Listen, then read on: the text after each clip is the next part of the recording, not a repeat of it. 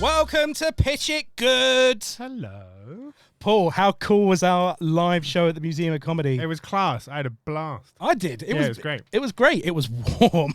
Yeah, it was about 4 billion degrees on stage. It was live from the centre of the earth. It was a warm day. But thank you so much for everyone coming out. I mean, we felt pretty loved. Yeah, I felt loved. Yeah, loved. And then we made love afterwards. We did. It was disgusting. It stank. Hey, so how you doing, Paul? You good? I'm very well. Yes, yeah. Good. I've seen a few films because it's been a couple of weeks since we did the live show. Oh, what have you seen? Just pick one. But yeah, as I say, rather than boring everyone with my piss poor movie reviews. Yeah. Analysis. Yeah. I saw Deadpool and Wolverine.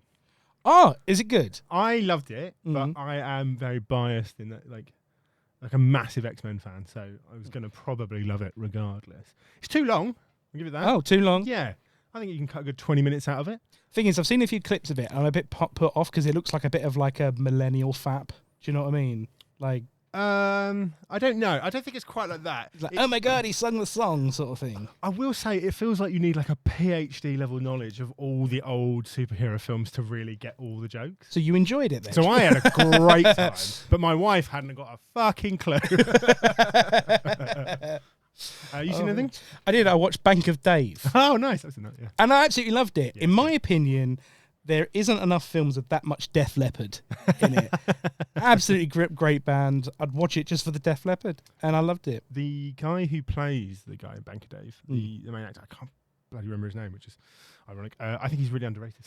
Oh, okay. Yeah, like he's Hear that, everyone? Yeah, whenever he pops up in something, I'm like, hey, it's that guy. Oh, it's that guy. Underrated. Yeah. 3 stars.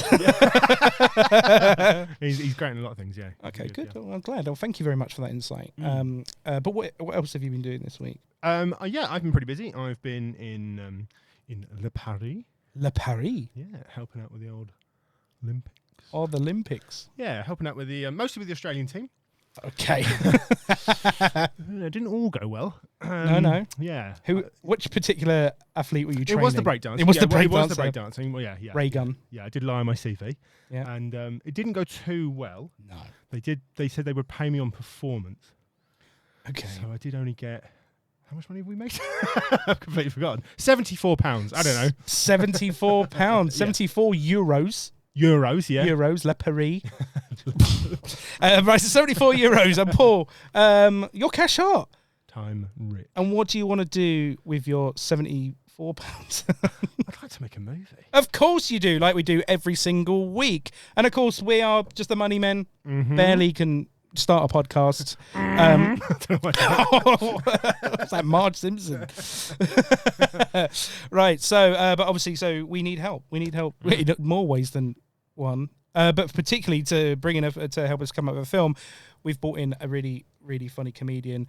Absolute legend. Go see him on the circuit. It's Roman Harris. Hey, what's going on? How you doing? Mate. I'm great. It's great to be here in the studio with you guys, man. It's lovely and air conditioned, isn't it? Yeah, that's the main reason. The air conditioning. It's got nothing to do with you two or your presence.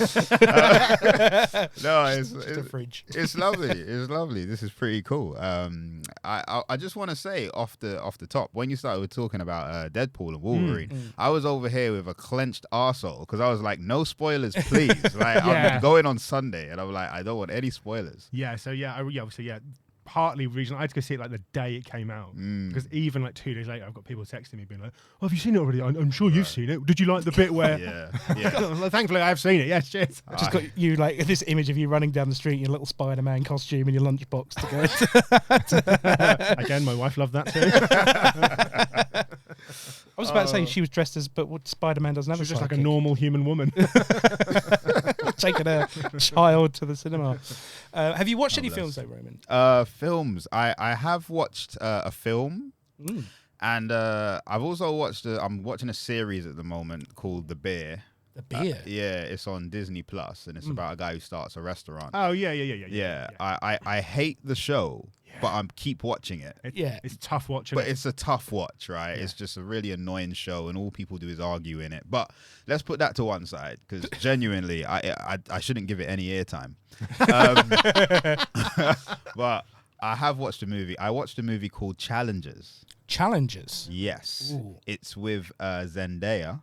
Zendaya. where she plays a tennis Yes, player. I've heard of this. You've Yeah. heard of this? Yeah. So yeah, I watched this movie, and honestly, if I'm being 100% honest with you, I watched it just for Zendaya. Yeah. Like it gets some saucy scenes in that movie. Saucy tennis, a lot of back and forth. A lot of back and forth, you know, a lot of backhand, a lot of top spin. You get what I mean? Bit of 30 love. Dirty love. But no, it was a good movie. It's a good movie, and she's very sexy, and I enjoyed watching it. I love the idea. You halfway through describing, you're like, I actually don't know what happened in that film. No, you know what? Like, look, now I'm going to try and redeem myself and say the directing was just very, you know, just really good directing in the movie. Yeah. I haven't seen it, but like she starts sleeping with two tennis players and putting them off each other or something. Yeah, like that? it's kind of like she's kind of playing both of them to some degree, and she's using one of them to try and get her husband to play better. And stoke a bit of the rivalry, you know, between the two of them, you know, because they both wanted to be with her. But nevertheless, like I must say, very entertaining, quite gripping. And they do this particular thing in the movie where at one point it's really good camera work, but they actually like shoot it from the viewpoint of the tennis ball. Oh, cool. So when they're playing tennis and they're whacking the ball, it's like you're the ball going back and forth. And I was like, well, that was great, but more Zendaya, please. I thought that made me a bit queasy. I'm imagining it's just the position of the ball and not the rotation of the ball. Yeah. Yeah, I was about to say, like, Whoa. It's a really great bit where I throw up halfway through the film. yeah, I threw out my spaghetti bolognese. Oh, bless. Oh, well, great. Glad you enjoyed Sexy Tennis and Better title. much better title. Sexy Tennis. I mean, but you've obviously come in to pitch us a movie. I have indeed. So, Roman, what is the genre of your movie? So it's a sports movie. Sports movie, Yep. excellent. It's Sexy called tennis. Sexy Tennis. We'll get the title at the end. No, I'm just. Might change. I'm kidding. Actually, I'm genuinely kidding. It's not a sports movie. I was just using that as a callback. My movie it's a thriller Oh, thriller. / crime drama Ooh, / crime drama. / detective mystery type vibe. Sick. Wow. Yeah, but there is also comedy in it. But the comedy is not like forced or like it's just funny deaths. Oh, okay. Nice. Okay, yeah, cool. Yeah, so you know, there's like that's the kind of vibe I'm looking at. But yeah. That's what I have because I really love detective movies like Zodiac, and I really enjoyed watching like Luther when that was on TV. Luther was my thing. I rewatched all of that recently to watch the movie, and then by the time I finished the show, I was like, oh, I'm a bit done with it now, so I haven't seen the film. and you know, that's understandable because it's a lot to take in if you're watching all the series. And with the film, I mean, look, I might meet Idris one day, so but what I'll say is the series are better than the film, in my opinion. You know, sorry, Idris. He listens. He listens. Cut that. He writes me after every episode. I'm sure he does. Stop name dropping me. Oh, bless. Yeah, so I like a detective drama. And I thought, you know what? I'm gonna investigate. I'm gonna try that. Oh, with a little bit of supernatural. Oh, A supernatural. little bit of the okay, yeah. supernatural. I like this. Love This a is good. ghost. Yeah, we've got so many ghosts. Has that been a common theme? A lot of people coming here with ghost stories. Yeah, it comes a lot of ghost. Yeah. It's a good way of painting yourself out of a corner. It really is. How do you explain that? Ghosts, mate. Ghost. Yeah. Ghost. Yep. How did he walk through that wall? Ah, well, Ghost. Ghost. Love it. All right, I might hold on to that as an ace to Yeah. put in the back pocket, just in case this pitch Keep that ghost up your sleeve. goes south. Yeah, we'll see. And where is your movie set? My movie is set in Leeds. Leeds. Nice. Yes. Oh, Okay. Leeds. We've not had Leeds yet. Yeah, No. it's set in Leeds, and I know literally nothing about Leeds. No. Right, but I thought No to one myself, listen, this is my movie, and I'm going to branch out and try new things. Yeah. but also. Not learn about those things. Not learn about them. No, why do that? I'm just gonna say them. But no, yeah. So I thought, but it does tie in to the whole plot and some of the ideas and character So yeah. Does the detective have leads? Is that what Oh, it is? Is that what it I is? tell you what, that's why you get paid the big bucks. That's one of the best Jimmy things. so good. stupid. Okay. So Robert, so when is this set? So it's set in so I didn't really think specifically about the time and place. I was thinking, you could easily just go present day, but I feel as though if we go 1990s, that might give us a little bit more to work with in terms of nostalgia. Yeah. Before social media, and and I might regret that decision as we progress. The further you go back, the more plausible it is that people get away with things. Well, this is true. Yeah. That is true. Yeah. We should remind you do have a time machine. So if there's anything in the future you'd like to bring back, you are more than happy to use it. I like the sound of that. There you go. If Instagram could help with catching this killer, then I can just bring that back to the 90s. One person has Instagram in 1990. I've got no mates. This is rubbish. I posted this picture ages ago and no likes. What is going on? Just MySpace Tom. That's all it is.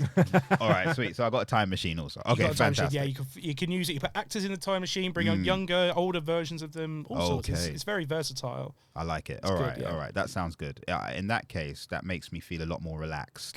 Good. That's what we want. Yeah, because I really want this £74 that you've earned from teaching that ridiculous breakdancing to that Australian. That wasn't the routine I told her to do. For the camera, Paul. Do you remember that episode where Paul broke his neck? I love it. Right, okay, so how do we open this film? Okay, so basically, we start in France. All right. Now, I know you didn't see that coming because it's set in Leeds, right? But we start in France, and Detective Pierre Deja, right? Pierre Deja, he's sat in his Paris apartment, and there's just cigarette smoke, and we pan to loads of cigarettes that have already been smoked and put out in an ashtray, and there's wine all over the place, and he's just a disheveled individual. He's just sitting there put down, right? So we start we start delicately avoiding all the cliches. He's got onions, stripy jumper. There's just baguettes everywhere. For some reason, there's no other food items. Just cheese and baguettes. Yeah, and he's playing an accordion. Just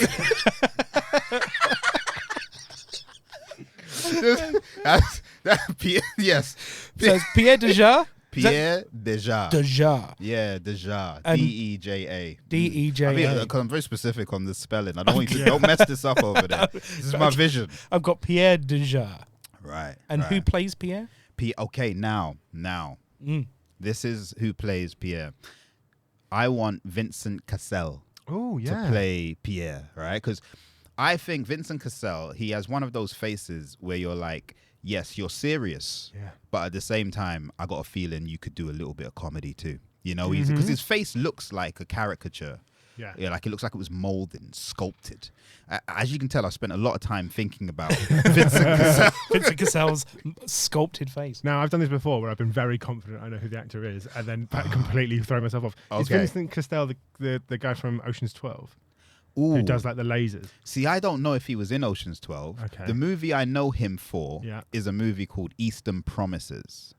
And he was in that movie with Viggo Mortensen. What's another movie he was in? Oh, man. I should just show you a picture of him. Everyone's listening to this right now going, how could you not know who Vincent Cassel is? This is supposed to be a film podcast. Right. To be fair, I don't know who he is. No, I don't know who any of the actors are that any of the guests are. Who the fuck is Brad Pitt? Works down a mind, apparently. To be fair, I don't think he's that well known in terms of by name, but when you see his face, you're like, that guy. Yeah, but anyway, let's just imagine you both know who he is because your knowledge of movies is amazing. I'm gonna confidently picture the guy I think it is in my head, and everyone at home might think I'm an idiot. So what he was in? The guy you're thinking of was in Ocean's 12. What did he do with the laser bit? Describe the scene. There's a bit where he's like a cat burglar or something, and they're trying to steal something, and there's this. It's the classic cat burglar. He is a cat burglar. He is a cat burglar. And he basically like break dances through loads of ladies. Yeah. It's a really cool thing. It's a weird scene. Yes. Yeah. Yes. It's him. It's him. Yeah. 10 Vincent points to Cassel. Gryffindor. I was Ocean's about to say we're 12. doing points now. Yeah. Well, let's introduce points. How many points have I got so far? I like a competition. No, You get -1 points for all the French racism. what are you talking about? He's from Czechoslovakia.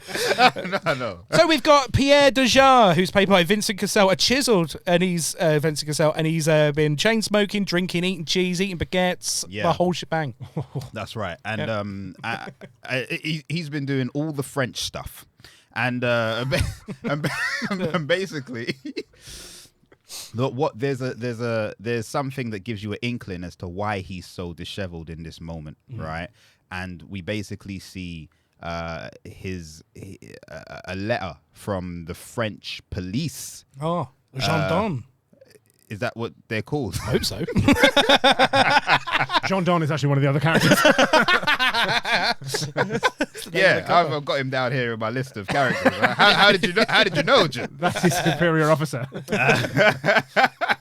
So we've got a letter from the police. Letter from the police force saying suspended. That's it says suspend in French, but it sounds like that. I was about to say, what does that mean in English? It's a pay rise, actually. He just made it wrong and got really upset about it. God damn, I don't speak French. I got all of this wine and baguettes, but I can't speak the language. Why did I never learn to read?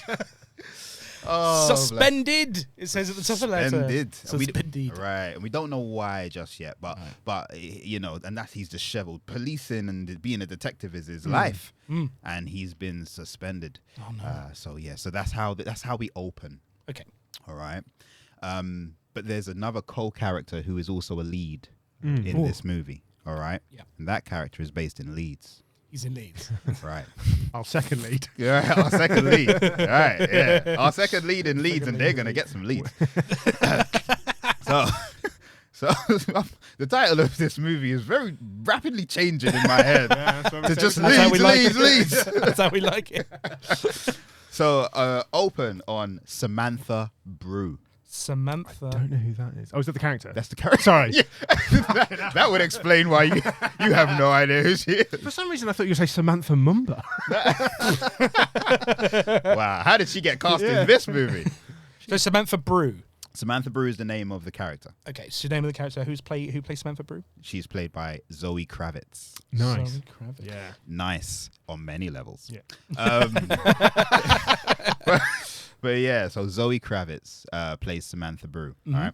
And obviously she's got a Yorkshire accent, but it's a really bad one because she's just not skilled on the level of playing this character like with the accent. How does that sound, Roman? So she's like, "Oh gosh, what we're doing today, man? Governor, get over here. Look at this crime scene."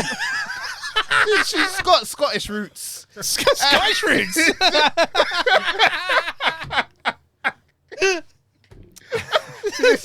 She's got like, you know, she's a mix, like Scottish. She sure is. Irish. Yeah. Raised in Yorkshire, so it's not, you can't pin it down. But she's well travelled. Yeah. Now, far be it from me to cast the first stone, but that was fucking piss poor. Oh god, that was good. That was brilliant. We'll work out the kinks as we go along, you know? Okay, so she's got a Yorkshire accent. Yeah. Supposedly. And what's she up to? So Samantha Brew, she comes from a long line of detectives, right, in her family. So the Brews are well known in Yorkshire. Her father was a detective, his father and his father yet still was a detective. But the thing is, she wanted to become a detective also, and they were like, love is a glass ceiling, love. You can't do what we do, right? So She's like, pardon? is this at this stage? Is this podcast just offensive to everybody? Yeah. All right, don't worry. There'll be a Jamaican man in there later, so everyone's getting representation. You can do that. My might give that one a wide swerve. Anyway, so she's basically come from and a lot of misogyny in the family, right? Because the Brews, they have a special superpower, as does Pierre Deja, right? So I didn't mention this, but Samantha Brew, whenever she has a cup of Yorkshire tea, she can see the past. Ooh. Right? The problem... I don't know whether or not you lot are going to pick up on my idea. This pitch, I've got people laughing way too much at my pitch. So yeah. I'm sorry, I just envisioned that because she always reads a book when she's drinking a cup of tea. I can see the past. Just reading the Guinness Book of Records, 1989. Yeah. All right, okay. So every time she drinks, that's a hell of a northern superpower. Right. Yeah. But there's a catch. Right. Yeah. So basically, all of her male counterparts in the family, they didn't think she could do the job because they didn't think she had the power of the brew. but once they realized what happened was, right, because she can see the past, she had a sip of this tea and she walked into her parents' bedroom and she was able to discover that her mum was having an affair. Right. Ooh. And when she told her dad, that's when her dad started believing in her. And was like, oh, you do have the power, right? And that's when he was like, I want you to follow in my footsteps, you know? So it took that to happen. So that's like go to the backstory of like the origin. Yeah. Complex set of emotions all hitting you at once. Oh, man. You've got the Wait, what did you say? Firstly, you're drinking a lovely cup of tea. Yeah. Right? You're on enough there. So the catch really is that when she has the tea, she can see the past, right? So she can figure out things that have happened in a particular space. She can walk into a room and know what took place there. But the tea has an effect of turning her into a bit of a narcoleptic. So as soon as she drinks it, she falls asleep. Yeah. And that's a problem for a detective. Right? Yeah. Now, what I forgot to mention to you about Pierre Deja, okay? Yeah. Is that Pierre, on the other hand, can see the future. Oh, love this. He dreams the future. Problem is, he's an insomniac. So... We'll take the piss, but that's generally quite cool. Right?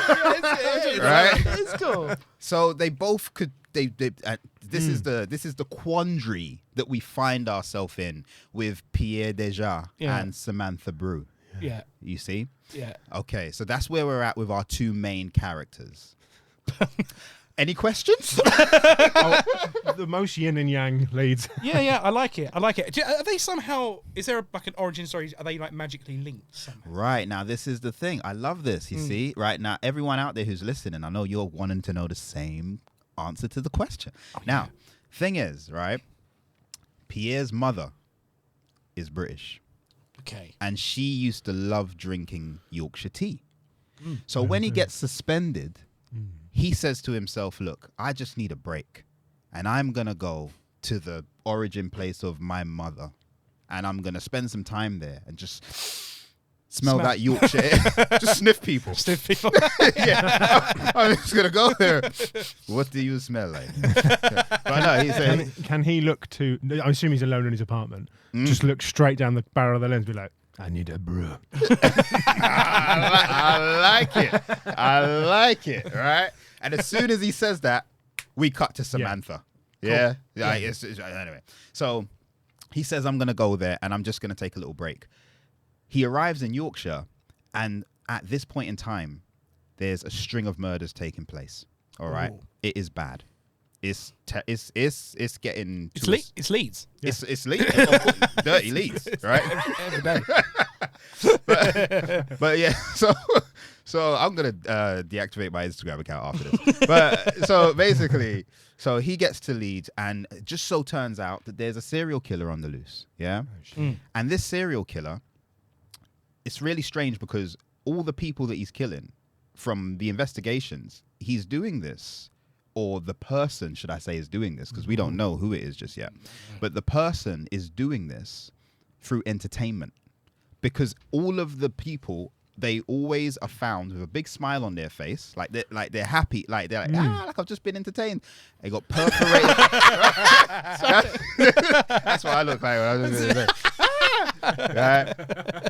So they got big smiles on their face and they got perforated eardrums, right? So they're being entertained to death. Yeah. But they all know it's the same person because after the killing, a little bit of tea is sprinkled on them. Oh. Yorkshire tea. Nice. Yorkshire tea. And they have labeled this serial killer the Yorkshire Sipper. That's one of my favourite names of the show. Right? The Yorkshire Sipper. Right? We're warming up now, right? Yeah, I'm into this. I love the idea that all the police are like, "No, Steve, I've got a fucking great name. It's not. It's a little on the nose." The Yorkshire Sipper. I don't want to make light of the situation. They'll crucify us in the press, but we've got to go with it. Right? It's the 90s. It's the 90s. Yeah, you can Yeah, get it's away the with 90s, that. get away You with know that what I mean? shit. Daily Star's still around and all of that. You know, it's the 90s. Yeah.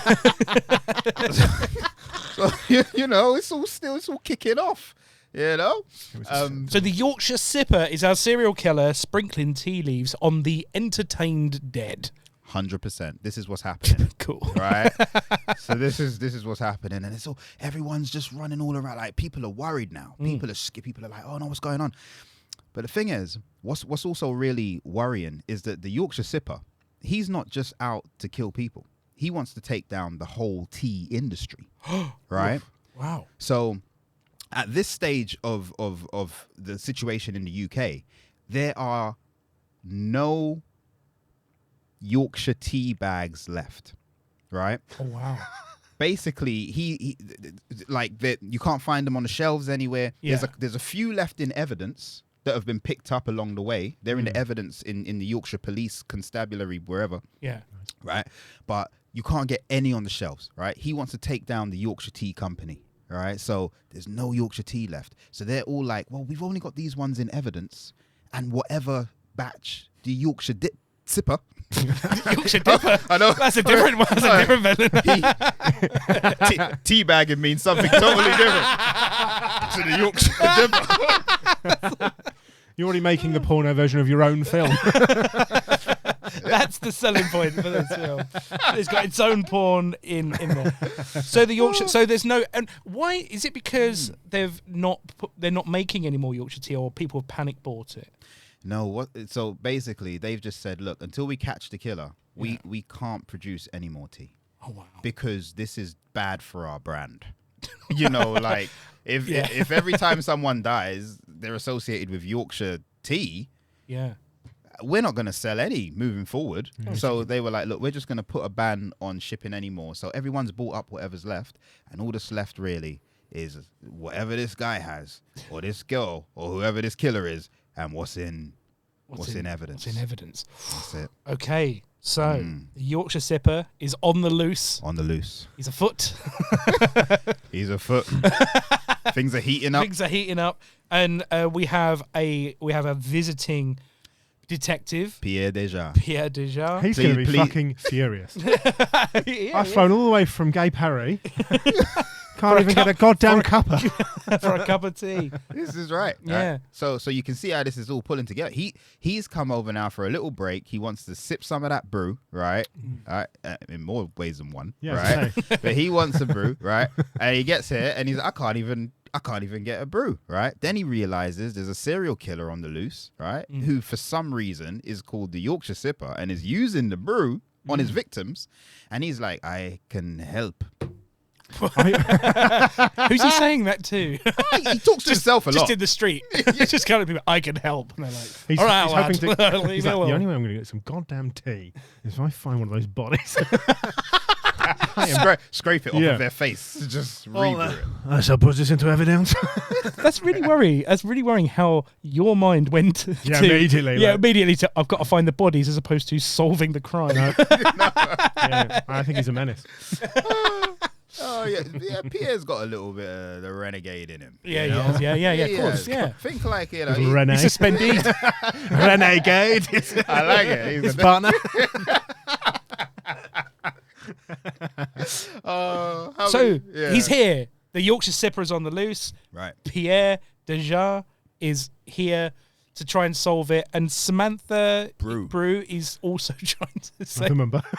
is also trying to solve it. Do they meet? Yes. Now this is the thing. Pierre Deja, he is.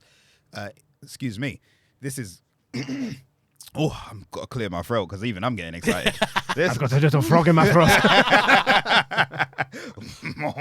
This episode is sponsored by France. Specifically French stereotypes. So they basically, Pierre is think Pink Panther, like he's a internationally renowned. People know of him. You know what I mean? So when they hear Not Poirot. Pink Panther. Of all the famous French detectives.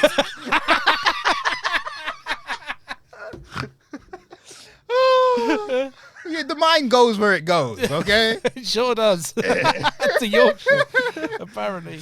All right. Poirot. Yeah, but so when they hear he's in Yorkshire, it's like it's a big deal. This is like a Hollywood A-lister turning up on your doorstep. Yeah. You know what I mean? But in the detective world, right? Yeah. So Pierre's in Yorkshire. Everyone's like, God damn, man. He's... This is Leeds, England. Yeah. Well, He did say he's never been. right. But there's someone in Leeds who talks like this. They might not be from Leeds, but this person is from wherever this voice is. You'll find him at the hospital. Like, well, let's get this man in on the kiss.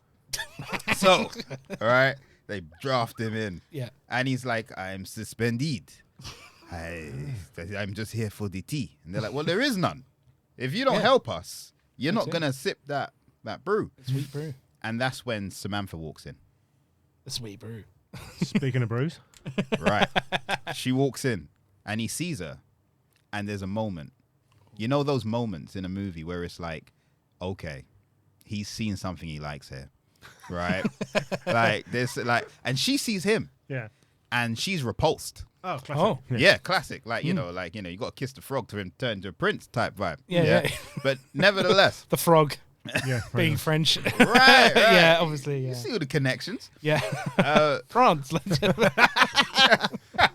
la la. Oh, okay. So that's where they meet for the first time. First time. And then, she obviously is aware of him. She used to look up to him when she was growing up. And she was like, all the cases that he solved. And so for her to be able to work with him and for him to work with her, they were thinking we could crack this. But remember, he suffers from insomnia. She's a narcoleptic. How is this going to pan out? I can see the poster, them two arms folded back to back. Her asleep. Just staring into the distance. I love this. See, you lot could jump in on the marketing. You know what I mean? Like, you have already got this all played out. Planned out. Now, so this is basically where it starts from now. So they get together as a little team, and the idea is that they're going to work together to try and figure out who this killer is, right? Yorkshire Sipper. Yorkshire Sipper. Now, there's more characters in this movie, though. Yeah? Oh, lovely. So I have to introduce to you Superintendent. I should remember his name really, but that's it. Superintendent Nibbles. Nibbles. Right? He's a kitten. Now, Superintendent. Superintendent Nibbles. Whatever you say, whoever you cast, I'm going to be picturing a kitten the entire time. Oh well, this is going to be amazing then, because the thing about this character, so Superintendent Nibbles is played by Samuel L. Jackson. Fantastic. Right? Yeah. He's Samuel L. And this is probably the toughest role yet for Samuel. Yeah. Yeah. Or Big Sam, as I like to call Big him. Sam. Yeah. Yeah. Bolton connection. But what it is, right? I like to, because he is a camp superintendent. Yeah. Right. But he's not gay. He's just really camp. Yeah. Okay, Right? Yeah. Sparkle straight. Yeah. Like that. Yeah, I learned that the other day. Sparkles. I've never heard that before, right? But the thing is, so he's just really camp, and so it's going to be a challenging role for Samuel because I don't think he's ever played a camp individual before. Yeah. But Superintendent Nibbles, he really. Who is a kitten? Yeah. Oh, Superintendent Nibbles. Yeah. He, one thing about him. Meow, meow, motherfucker.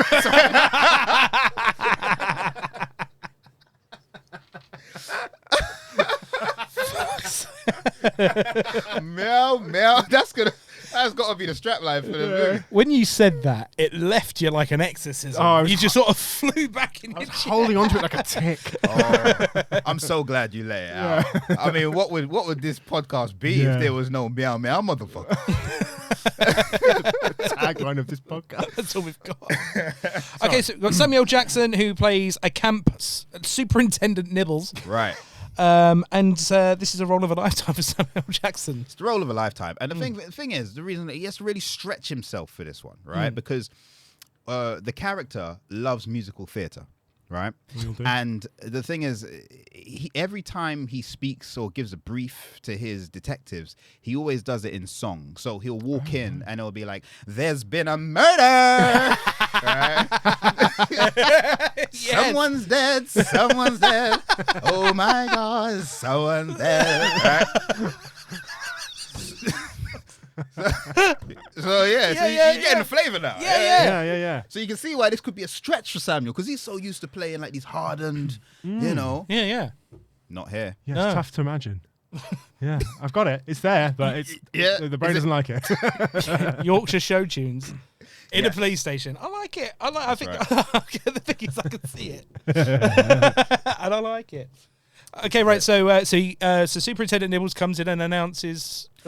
He announces that Pierre Deja is here. And How does he do that? so he really composes himself, because when he walks in, no one really thinks he's good. No one thinks he's gonna do it again. Yeah. Like, He's got to be out of songs, right? he's got to. Like, Does he have like a little tune? If you're like, oh, here listen, he goes. this is a superintendent. He doesn't blow his own tuna. Someone's blowing it for him, right? So He doesn't blow his own tuna. Is the best. A horrible sentence out of context. He doesn't blow his own tuna. Right. So who blows his tuna? So like he gets one of like the young detectives, like who's one One of the interns. of the young misguided detectives. Ironically, the T-boy. So Sergeant Baxter, a note, please.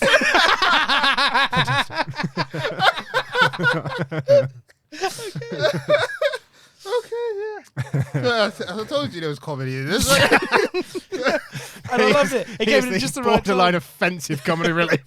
So you didn't get out of this, by the way. How does he announce sorry. Sergeant Pierre Deja? So all the detectives, they're all huddled in there. They're like, just sipping coffee and talking to each other. Going, yeah, Yorkshire sipper, I can't believe it, man. He's all over the place. And then like superintendent walks in, and he always walks in presence, a lot of presence, and serious. And then he just goes like, "Boys, girls, Pierre Deja is here," right? Because he's a camp detective. Like that's how he expresses himself. Yeah, There's no receptionist. just a very qualified man. Right. And all the while, like he's got 7 confirmed kills. so So he announces Pierre Deja. He's Yeah. he's in the building. and Pierre, like when this song and stuff is going on, I mean, obviously he's French, he's cultured, but even he's a little bit like, You should tone it down a little. Why is Arnold Schwarzenegger here?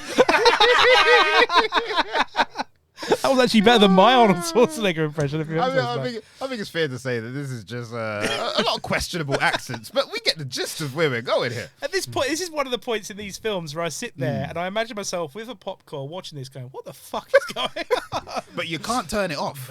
No, this is a keeper honor. It's another one where ambiguously we could be 15 minutes into the film or an hour and a half. No idea. There's no 7 time. hours. Okay, This could be the second part, actually. This might be the sequel where we're at the moment. we're already running into a sequel. Oh. Okay, so Nibbles has Superintendent Nibbles. Sorry, I don't want to. Has announced Pierre Deja. Pierre Deja has entered the room. Right. So now it really gets down to it. They need to figure out where this serial killer is. They want to catch him. All right. And there's been a crime. So everyone's like, he's committed another murder. Yeah. Obviously now they're more like got British accents, like England, like South London. Cockneys are in there now. It basically it's a mishmash of a lot of different police forces that have come together in Leeds to help out. Makes sense. That gives me more artistic license with my even the Jamaican police have come over with it. Yeah, boy, where the blood clot. Yorkshire sipper them. You want to fight him blood seed. So right, Jim, your turn. Go on, Jim. Oh God, I can sing. I'll sing for you. I'll sing. Okay, right. So, So all right. So we're in, and right. And, yeah, So now it's their first opportunity to go out onto a crime scene together. Okay, and they both walk into the crime scene, and you know Pierre, he's doing his thing. You know, he's got a really weird, methodical kind of way of looking at crime scenes. You know, he touches stuff with gloves, of course. Or fingerprints. He's got a very methodical way of ruining the evidence. Right. He just kicks everything out of the way. Starting to realise why he was suspended. Sneezes. Pisses in the corner and comes back. It's part of my process. So Pierre pisses on the evidence. Right. And then, you know, at one point, because all the detectives and all the police officers, they're just waiting for that moment because Samantha always turns around. Like they have this scene, you know, when the camera, it's like it zooms in, but it pulls back at the same time to create that effect where you're zooming in on the person, but the background is like fading in. So that happens. Is it called a dolly zoom? I think it might be. Yeah. I think it might be. There you go. I knew a thing. I don't know. I don't know either, but like, you know. It's so noble. Okay, so we've got to zoom in. And then at that point, she looks to the camera and she says, "Somebody get me a brew." It's tea time. Right. Which is like, it's tea time because is that what Nibble says? It's tea time. Comes in with a full pushing a little tea tray. Yes, a little tea tray. Yeah, full like old lady, like Mrs. Potts from Beauty and the Beast. I like it. Okay, Put tea that time. Put that on the paper. That's what happens. She says, "Get me a brew," and then Nibbles always comes in after with "It's tea time." I love it. Here we go. Oh, okay. Let's make a movie, kids. Let's do it. I'm telling you guys, we got this in the bag. Lovely teapot with a cozy on top. There you go. So everyone's like, okay, because she's gonna be able to sip and then tell us what happened, you know. So she takes a sip, and then it all comes to her, and she's like, "Oh my gosh." She's out. Yeah. She's out. So now everyone's looking to Pierre. Yeah. And Pierre's like, I could figure out what's going to happen next. If only I could sleep. Because he's, you know, an insomniac. Jet lagged. Right. So what happens is they basically invest in some super strength sleeping pills for Pierre. Because they're like, we need to get to the bottom of this. Right. Yeah. And he starts to, unfortunately, develop a bit of an addiction to sleeping pills. Oh, yeah. So basically, what's happened is the best two detectives on the case now, they're just sleeping all the time. like everyone's waiting. Like, they're waiting for her to wake up so they can find out what happened in the past. Okay. And they're waiting for him to wake up so that they can say when the next murder's going to happen. Meanwhile, the murders just keep on happening. How long are they asleep? Can we have a scene where the press are questioning them? Like, why have you not found the killers? Are you not doing any police work? And they just point to their two sleeping. Like, what does it look like we're doing? We're trying our hardest. They're all tucked in. We've got our best men on the case. All tucked in. Nibbles is coming and seeing to them, like making sure. Little kiss on the forehead. Right. Yeah. Fluffing the teddy bears. Oh. Okay. Anyway. Right. Okay. Yeah. So meanwhile, the Sipper is just out there, just creating havoc on the streets of Yorkshire. And tea is being sprinkled all over the place. And at this stage, everyone's like, where is he getting the tea from? Because now it's been confirmed there's no more tea left in Yorkshire apart from what's in evidence. Oh. Can we see? Can we feel this now? Yeah. Absolutely. Yeah. All right. Yeah. So anyway, all right. Of course, with all of these movies, what happens is they find someone that they think is the killer. Yeah. Yeah. Enter. Hold on one second. What's that? Enter Steve McFadden. Steve Nice, McFadden. okay. Do we know Steve? No. This is Steve McFadden. Is that Phil Mitchell? Yes. Oh, yeah. He's my poor brother. we know each other. Now I feel like he's never really been given an opportunity to play on the big screen. Oh no. You know? There's a reason. But this is his opportunity. Yeah, he comes in and everyone's like, oh, Phil, we found the Sipper. We found him. And they get him into the interview room and they start interviewing him. And he's so brain frazzled that he just keeps talking about EastEnders. Is he playing himself? No, like, he's supposed to be the Sipper. Yeah, okay, yeah. Oh. He's been given lines. But every time they're like, where were you last night? He's like, I was down to Queen Vic. Me and my brother. Can't stand that guy. Right? And every time, like, the actors are trying to get him back on. Yeah. I was going to be like, Yeah. okay. But what about the murders? And he's like, oh, I should have murdered Sharon. Everyone's just looking at themselves like, what's going on here? Yeah. So they realize it can't be him. I mean, he's clearly lost his mind. This hasn't worked. This hasn't worked at all. Again, like at the press conference, if you call say, "Oh, well, we got Steve McFadden in," and he's fucked. He's absolutely fucked. He could. He's in Panto next week. I don't think he's going to do it. Listen. Have you seen? There's a meme of him doing a little dance at a panto, and it's like when Phil's got to try and find 50 grand in a week. He's like doing this little shitty dance. That's so harsh, man. That's what this podcast has become, describing memes that we've seen on Instagram. I am available for Panto. Wait, hold on. Real question. Have either of you ever done Panto? No, we've been in it. No. Yeah. No. I was the ghost of Christmas present in my school play in year 6. Oh, Right. We'll unpack that later. Sensational. I feel like there's some scars there. Were you in Panto? No, never done Panto. I would do it because it's fun. And one day I'll need the money. Fuck it, let's do our own Panto. Oh, yeah. We'll do a Panto.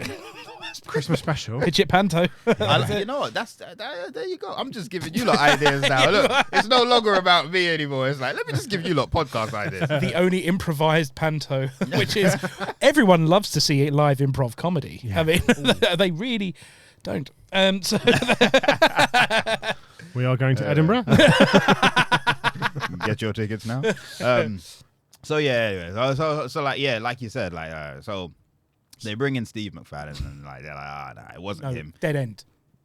Meanwhile, Deja and Samantha, they're just still sleeping, right? Oh, days. Right.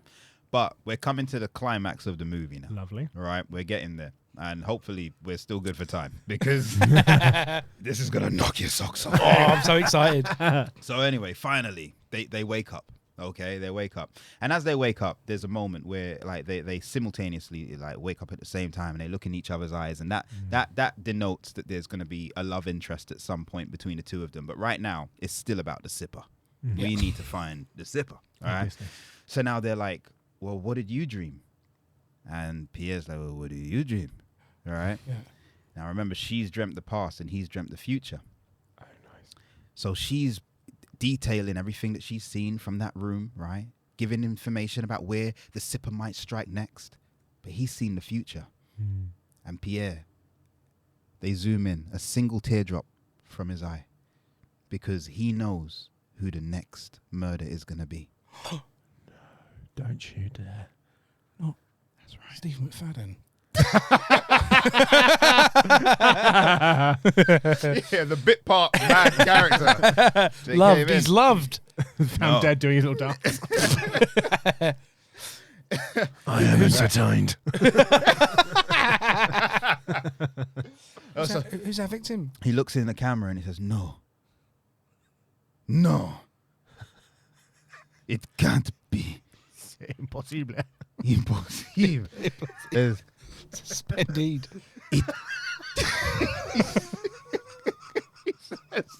He says, "It can't be true." And then he looks into her eyes and he goes, "It can't be Brew." Oh no. Very good.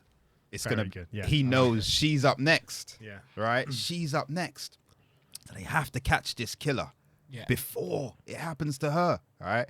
Yeah. So now they start putting their heads together and they're like, "But we're all out of Yorkshire tea. Like, who could it possibly be?" Yeah. Everyone's dying and they're being entertained to death. They're all dying with smiles on their face like this, with their hands up like it's show tunes. Their ears are perforated. Who could it be? It's not. It's not, is it? It's Nibbles! Nibbles!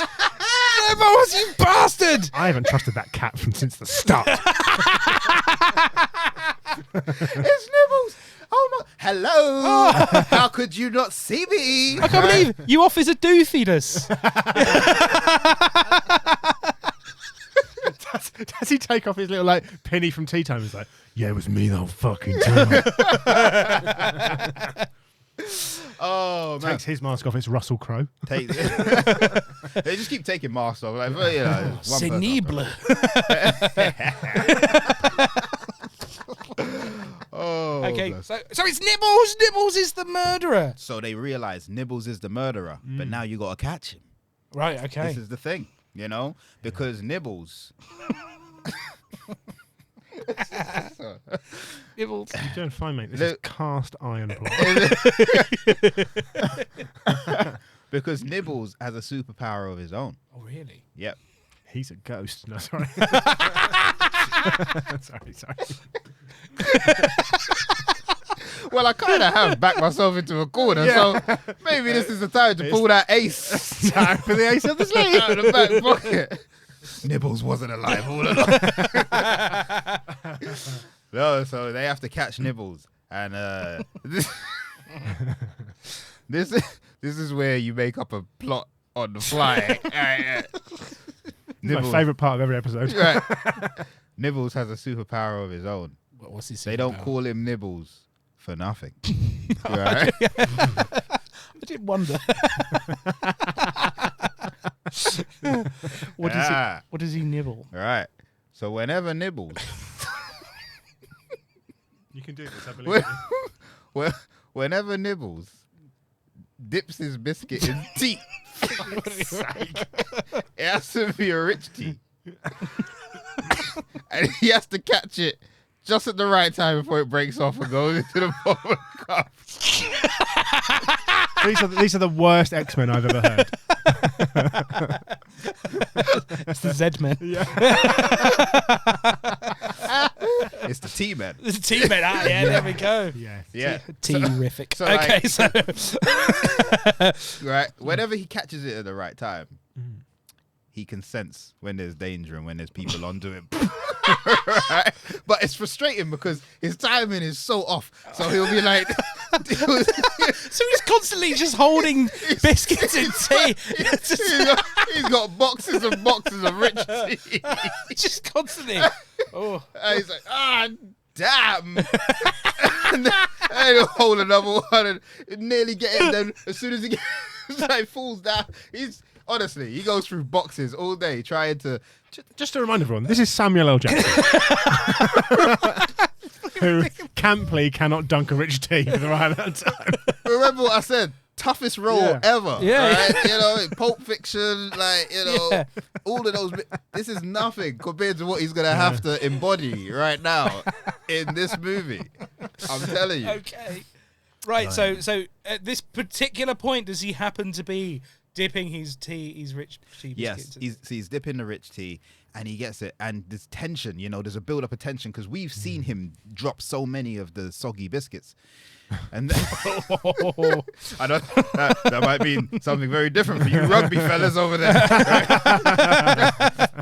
But he finally, tension builds up, and he finally gets it. And now he can sense they know, and they're coming for him. Yeah. So what he does, he tries to set up the most elaborate performance in the police station. Yeah, just to set a diversion for him to get out, but it's too late. Right.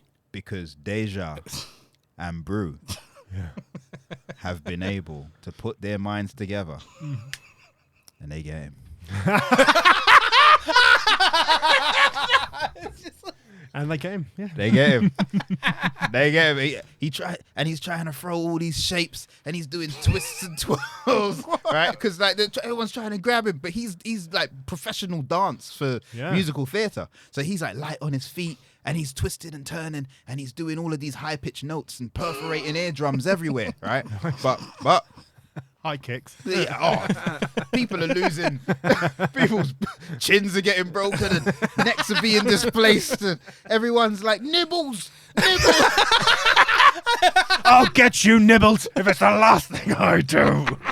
And he's taking out rich tea biscuits and throwing them like discs and then catching people in the eyes. I just like the idea of one of those biscuits hitting the side of a cup and Stephen Fadden sitting there like, oh, I'll have one of those. Can he throw a cup of tea into Samantha's mouth so she falls asleep? he's night, trying. night. No, it's tea time. It's tea time. It's tea time. Yeah. He hits her with the it's tea time.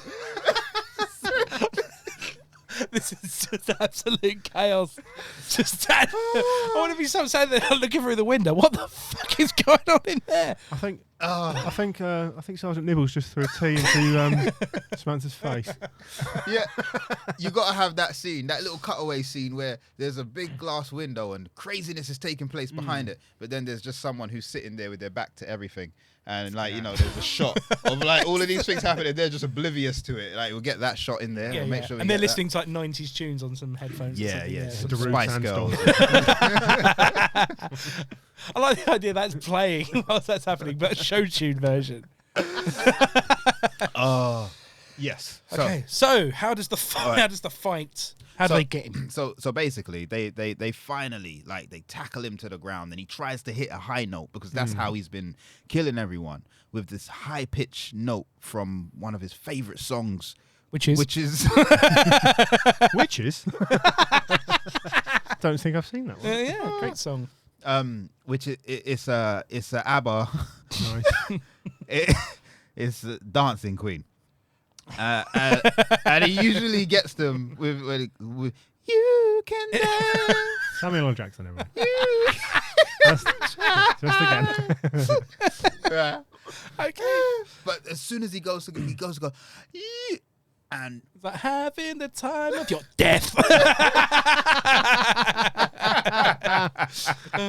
and then no one sees it coming, but someone just whacks like a whole load of rich tea biscuits right into his mouth. He's just like, and then they put duct tape over his mouth, and then they're like, "You've been brewed." No, sorry. No, there you go.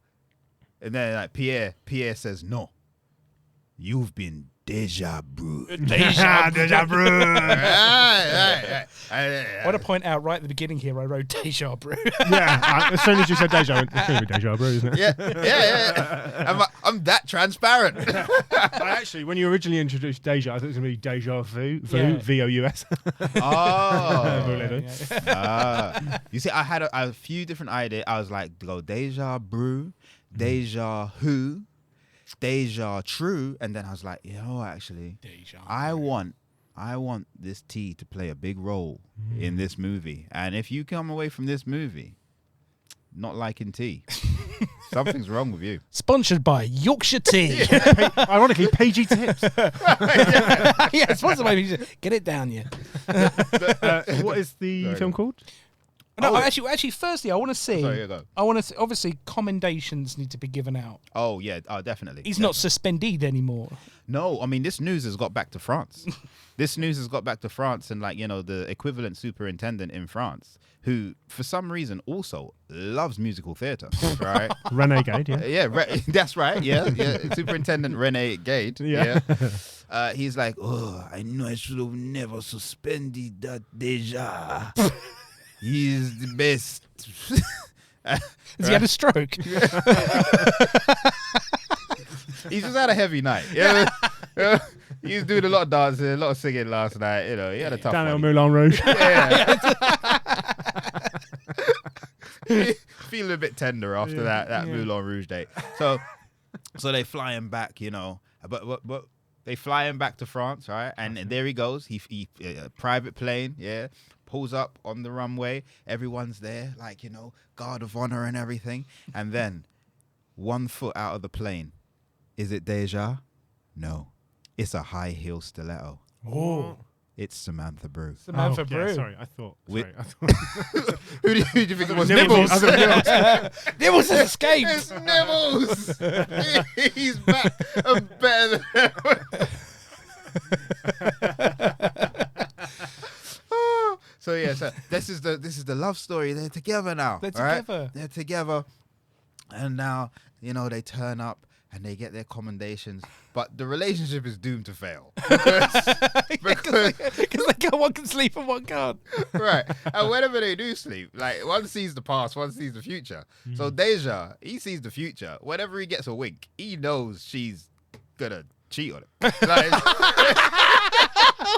Because he's like, oh, I'm so old and decrepit.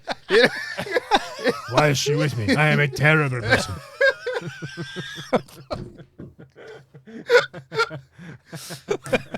But they enjoy it for the time. They ignore it for a little while. Yeah, they just have a good time. They go walk around France and Champs-Elysees and Arc de Triomphe. Yeah. The Eiffel Tower, any other landmarks I can think of. Mona Lisa, all the hits. Catacombs. Down the Louvre. I think more romantic subplots should end with just that. It's all doomed to fail, though, isn't it? Yeah. Roll credits. Yeah. Oh, bless. So they get commendations, and then there's this question of, obviously, is there going to be a sequel? There is, isn't it? Is there going to be a sequel? Will you come back and do a sequel for us? Well, I'll be honest with you. No, this was really bad. This level of artistic talent and ability. I mean, sometimes you catch lightning in a bottle, and you just have to admire it and be like, maybe that's a one-off. But hey, maybe not. Roman, what's the name of this film? The name of the film is Deja Brew. Deja Brew. Deja Brew. Although it could really be called Leeds. or It's Tea Time. There's so many titles that we could have. With the tagline, it's tea time. Yeah. That's perfect. Yeah. There we go. We need a poster. Yeah, I'll have to get back on the posters. Yeah, I'm gonna get onto that when I get home. I'd like right away. I'd like as well as the credits roll to see a quick flash into Nibbles in prison, where trouble's coming, but he's got no tea. He's got no biscuits to feel it. Oh, dark, isn't it? Yeah. He's about to get shanked in prison, but he doesn't know because they won't give him rich tea. There's no rich tea. They just keep giving him hobnobs. Yeah. Custard creams and bourbons, and he's like, nah. Prison sounds tasty. Yeah, Jim's about to go commit crime. I want biscuits. Please. That's the worst thing about prison, isn't it? Only custard creams. Yeah. Inhumane. It is. Someone get onto the... Rowan, would you like to hear your film back? I don't know. No, let's do it. I want to hear it. Let's go. This is a thriller detective comedy supernatural movie set in Leeds in the 1990s. Could have been set any time. But why would that guy be listening to Darude Sandstorm if it wasn't the 90s? Yeah, classic. So we open in France with Pierre Deja, played by Vincent Cassel. Is that right? Yeah. Yep. He's smoking, drinking wine, eating cheese. He's, being French, listening to Jean-Paul Sartre's Gobbling some brie. gobbling some brie. Yeah, the whole. Yeah. He's just surrounded by little Eiffel Tower statues. So not on again. And he's dishevelled because he's got a letter that says suspended on it. Yeah. He's not allowed to be a policeman. And then we also meet then Samantha Brew, who is played by Zoe Kravitz. She has the worst Yorkshire accent we've ever heard. It's a mix. It's a mix. There's a lot going on. Too many cooks spoiled the brew on that one. But and there's she comes from a dynasty, a detective brew dynasty, and they all have a superpower that when she drinks Yorkshire tea, she can see the past. That's but right. she is narcoleptic. She falls asleep, so you have to wait for her to wake up That's right. while she's doing it. Pierre dreams the future. This is right. But he's an insomniac. What are the chances? So he's loaded up on lasagnes to keep him right. Yeah. By the way, he has an English mother. Yes. Yeah. We didn't delve into the mother that much. But that's knew. for the sequel. Oh, wow, like a prequel. Yeah. Oh, maybe. Yeah. The mayor. Well So done. yeah, it's right, isn't it? So yeah, I did. So because of this, his mum is from Yorkshire, and he decides he wants a cup of tea. Globalization isn't a thing in the 90s. There's no such thing as exports. Yeah, he must go back to Yorkshire for And a he cup wants of to tea. sniff the air. He He wants wants a sniff. He wants to really embrace that roots. He's Yorkshire root. Yorkshire roots. As he arrives, Yeah. there's a string of murders. There's a serial killer on the loose. And everyone looks entertained when they die. At first, I thought this was going to be Robbie Williams. I thought it was really like Russell Crowe, the Gladiator. Oh. I don't know Yeah. We find out that this serial killer is called the Yorkshire Sipper. That's right. And Not Dipper. not Dipper. Yep. Yorkshire Sipper. No, that's for the porn version with the tea bagging. Yeah, that is a totally different movie there, mate. Quite the thing over the mind there. So got the Freudian slip. So the Yorkshire Sipper has caused all of the tea because he leaves tea leaves on his victim. He sprinkles them, and because of this, the Yorkshire tea don't want all the bad press, and they've just pulled everything off the shelves. Right. And the only tea that is available is in the evidence locker. It's in the evidence locker of the police station. Yep. At this point, we meet. At this point, we meet Superintendent Nibbles. Who's played Nibbles, who is a very camp show tune singing, dancing Musical theatre lover. played by the great Samuel L. Jackson. That's right, motherfucker. And meow, meow, motherfucker. that with no reference to the cat. That's his tagline. No. Say tea again. I dare you. I triple dare you. But yeah, no reference to the cat. That's just what he says. Just says it. It was like, what? Meow. But in his cat, remember? Meow, meow. Oh yeah, he's Motherfucker. Does he like purring? Yeah. Oh, you calm down, you. when he's really angry, he just goes. Cats do that when they're happy. Yeah, but this is Nibbles. He's not a cat. He does it when he's angry. You don't like him when he's angry. He's so complex. It's disappointing that Nibbles is the most complex character we've had on this podcast. His name's Nibbles. Okay. So he serves tea to we introduce Samantha and Pierre in the same room, and he fancies her a little bit. She don't fancy. Yeah, she's not on it that much right now. And they both decide that they're going to. Nibbles serves tea on a little trolley and has an intern blow his tuna. Cats like tuna. Yeah. It's all consensual. It's okay. It's just so many cat undertones. Okay, so at this point, I put someone get me. I don't know what that means. It is weird that he gives, like, he knows he's the killer, and he gives tea to a person who can see the future and see the past if they drink tea. He brings them tea. Right, but if he didn't, then people would be like, "Well, what's going on, Nibs? Nibs, you Like, love tea time. Yeah, why are you? He'd just be throwing you a always tantrum. bring the tea. Why are you bringing the tea now? You know, so he has to keep up the guys. Yeah. You know? Does it? Oh, yeah. I thought he wasn't gay. Okay, right.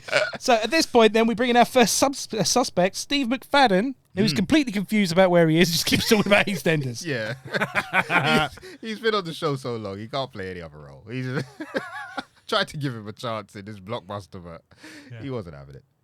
At this point now, we then summon the superpowers of our two protagonists. Yes. Who they give a cup of tea to Samantha, and then a cup of tea to Pierre, but also loads of sleeping pills. Yeah. And then they are asleep for a long time. Enough time for a couple of murders to be committed. And during this, they are presented asleep at a press conference.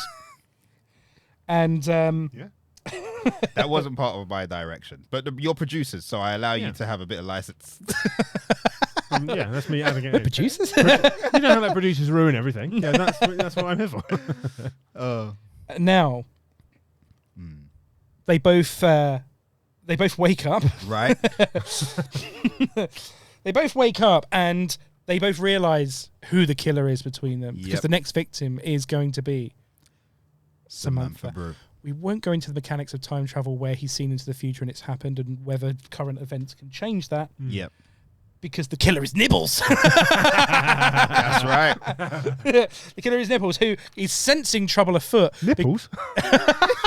Does he Nibbles? Yeah. I tell you. I had nipples. Jim, I tell you, I don't know where your mind's at. Get it out the gutter, mate. Yorkshire stripper, nipples. It's been a while. So Nibbles is he's detecting trouble with his rich tea that's broken into his magic power is. Yeah.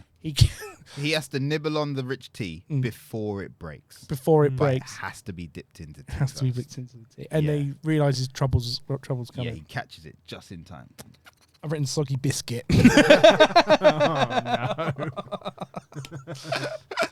And then that's it. So they storm the room, and he's kicking and flipping and singing and Yep. chipping. He's doing everything he can. Yeah, everything he can to get away. to try. And as well, there's like a little scene of a guy with his headphones on and the children in the background. Yep. Classic scene. And we also find out at this point as well, like the way that he kills people is by singing the high note in ABBA. Dancing Queen. Dancing Queen. Yeah. You can dance, you can jive. and he's just about to do it. And they jump on him and they shovel the rich tea in and sellotape. And gaffer tape There over he his is. mouth. He's been subdued. Yeah. And they go, Subbrewed. "You've been brewed." Subbrewed. I love it. Suspended. Suspended. And then that's it. And then they throw him in jail. That's it. And then Where he never gets a rich tea again. we never gets again. Where our two detectives fall in love and go to Paris, walk around all the Paris stuff, Disneyland Paris. It wasn't open in the 90s, was it? Don't matter. Yep. All that stuff, and then they realise because they both see each other cheating and remembering everything from past arguments, They know it's doomed. it's only a matter of time. But nevertheless, we're left with a bit of a cliffhanger, wondering, are they going to come back and do it again? You know? They've got to. Well, we'll let you listeners be the judge of that. They're still here. Yeah. The sequel, T for 2. T for 2. Love it. And then the film ends. That's it. Roll Loved it. credits. Are we going to make this film? Oh, mate, yeah, This absolutely. is- I loved it. Yeah. This has been brilliant, Yeah, Roman. fantastic, Absolutely yeah. brilliant. Thank you so much for coming on. Oh, And bless you. where can we find you on the socials? And are you doing anything that we should come see? I've got a podcast myself. It's called Eulogize Me, where I get guests to write their own eulogy, and then we read it on the podcast, and I interview them based on what they've written. So it's a little bit funny, but a little bit deep and meaningful. So you can nice. check that out. Find me on the socials at Hardy Ha Ha. I really should change that handle. It'd be so much easier to just be at Roman Harris. But, Is that what it taken, was it? Don't you dare change it. But yeah, just find me at Hardy Ha Ha. Ha Ha spelt with 2 A's a piece. There's not really much coming up. I mean, gigs around London, not really doing Edinburgh this year, but I know you guys are heading up there. Best of luck up there. Have a great time. Thank You're you going to very smash it. Smash something. not people. Yeah. I don't know, you looked at me. I know. These sexual innuendo references are getting more and more. I know. We've been getting closer every episode. No. But yeah, that's pretty much it about me. Yeah, that's where you can find me. But yeah. Thank you very much, and keep an eye on Roman's socials because it's an some absolute fun stuff, treat to see you bless you, live. man. It's so much fun, and also you are the most positive guy in the world as well, which is lovely as well. It's lovely to get your positivity through the Instagram. It's all a ruse. I think I'm not. Yeah. But in the vein of positivity, may I just give you both some flowers and say, having started a podcast myself, I know how hard it is and how much work goes into it. But you got a great thing here. Like, I really love the concept. Like I said, I've listened to a couple of episodes already. It's a pleasure to have been on it, and I just wish you lot all the best with it. Keep doing it, and keep enjoying it. Oh, thank you. You've massively overstated how much work we do. I cannot stress how little input I have into this. I just turn up, chat shite, ruin people's film ideas, and then leave. Hey, sometimes that's hard enough. Thank you so much, and as well, thank you everyone for coming to our show, the Museum of Comedy. But we've got 3 live shows at the Gilded Balloon up at the Edinburgh Festival Fringe on the 24th, 25th, 26th, and we can talk about our guests. So our first guest is going to be friend of the show, Carwyn Blaney. I thought you were looking at me to do an impression. Sorry. I was like, well, Carwyn's coming back to the show. Sorry, Carwyn, don't listen. Second one, Mandeep Singh. Mandeep's coming. Mandeep's coming. Who's on a remember Mandeep first ever episode, and of course for our Christmas episode, the absolutely wonderful Charlie Vero Martin. So Alfie Puddings. Alfie Puddings, yeah. So come and see the shows in Edinburgh if you're up there, because you obviously need to be there. But thank you very much, Shizam, and thank you very much. Thank you. Thank you, man. Bye bye. Bye-bye.